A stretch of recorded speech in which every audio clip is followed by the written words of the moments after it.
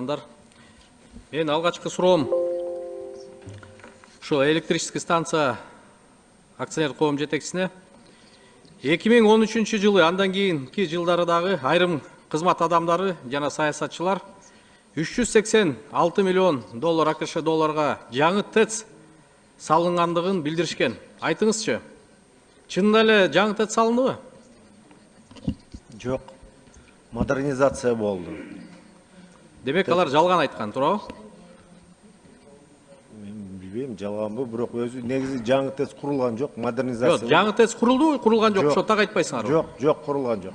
Канча пайызы жаңыланды? 30%. Экинчи суроо. Айтыңызчы, бул ишке ашырылган баасы, жалпы баасы пайызы менен эсептегенде $500 миллиард долларга бараткан модернизациянын деги эмне пайдасы жана жакшы жактары бар? Акча маселени урматтуу Канатбекке канча айтам, бирок техникалык жагынан чын эле азыр мурда мүмкүнчүлүгүбүз 666 мегаватт эле, азыр 812 мегаваттка чейин иштеп чыгара алабыз да электроэнергия. Өзү бул электроэнергияга менин оюмча тартыныш болгондо, маловодье болгондо ошону бекитип, подпорка кылып, именно тесттен чыгарылган электроэнергияны камсыз кылабыз деген курулган да. Именно электрификационный режимге туура келет да. Модернизация өткөн модернизация. Силер ушунун экономика жагын эсептеп көрдүңөрбү? Ушул 500 миллион доллар, $500 миллиардка чукул акча кетсе, болгон 200кө чукул мегаватт кошулуп атса, анан өз нарык баасы ТЭЦта да өтө кымбат болуп атса, бунун экономическая целесообразность деп коет да. Ошону эсептедиңерби? Эми экономический целесообразность боюнча кандай сөз деле жок. Конечно, экономически нецелесообразно да мындай баа. Башкы прокурорго суроо. Келтирилген 111 миллион АКШ доллар каяктан цифра бул чыкты?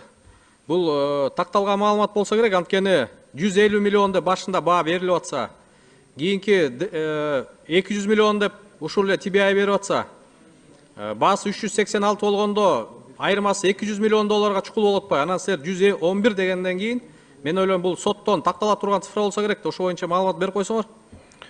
Канатбек Эдеканович, бул кылмыштын алкагында жана айтып өттүк, келишимдер IP келишими деп формасына түзүлүп калып, эч кандай ТО сметный ACP формасына түзүлүп калып, эч кандай ТОсу сметный документациясы жок деп, анан кийин тергөөгө ошол сметный документация сметасын чыгарыш үчүн модернизациянын атайын тийиштүү экспертизалар дайындалган.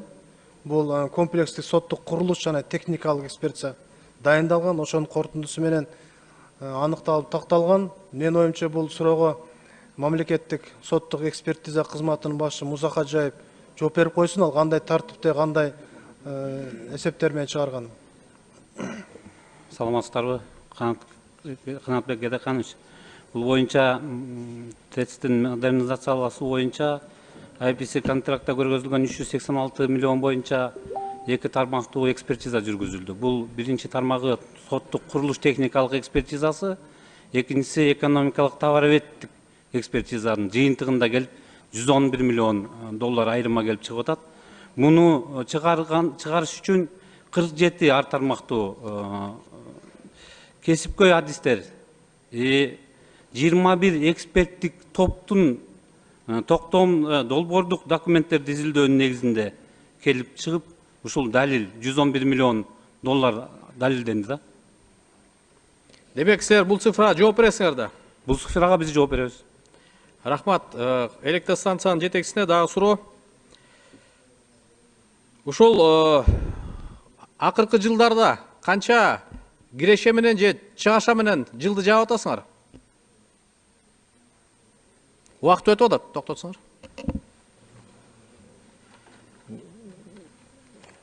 Эми сиз азыр бюджетти айтып атасызбы, Канатбек Эдеканович? Жылдын аягында балансты айтып атам. Прибыль барбы же убыток менен жаап атасыңар? Бул жылда прибыль бар, 110 миллионго чейин барат. 110 миллион сом. Ооба, сом. Бул кайсы жыл болду? Жыл боюнча акыркы бир 7 жылда айтып бериличи. 18-жылы предварительный расчетторубуз. Жок, силер акыркы 5 жылды жок деген айткачы. 5 жылды. Андай маалымат жок экен, дәрді перен отдельности. Аз жанында жок да. Андай болсо, ушул жеп датка кеминдин төлөмдөрү кайсы жылдан башталат? Ошол боюнча так, мына 22-жыл баланча 23, 24 деп айтып берилечи мага.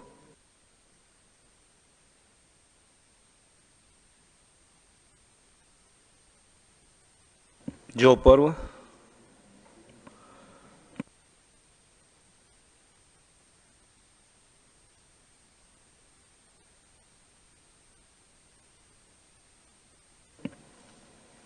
Бул жолу Энергия холдинг жооп бериш керек го. Жооп барбы, жооп? Энергия холдингтің басшысы жооп береді азыр. Қағазын алып алсын. Энергия холдинг Абдыкадыров. Негизи жалпы график боюнча 2019 жылы 5 миллиард 56 миллион сом, 560 миллион сом төлөнүш керек да.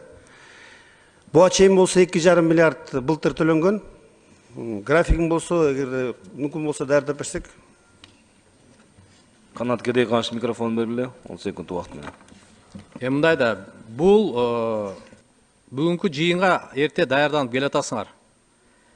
500 миллиард доллардык насыя боюнча кеп болуп атат. Анан качан Жиңтап коюңуз, убакыт берип коюңуздар жана даярданып депутаттарга мен азыр мына талкууга чыкканда эмне деп айтышым керек? Мен силердин цифраларга таянып турган айтышым керек да сөзүмдү. Кубат Алиевич, көңүл буруп койсоңуздар кызматкерлериңерге кол астындагы. Макул. рахмат. Сөз Баймуратов калдырып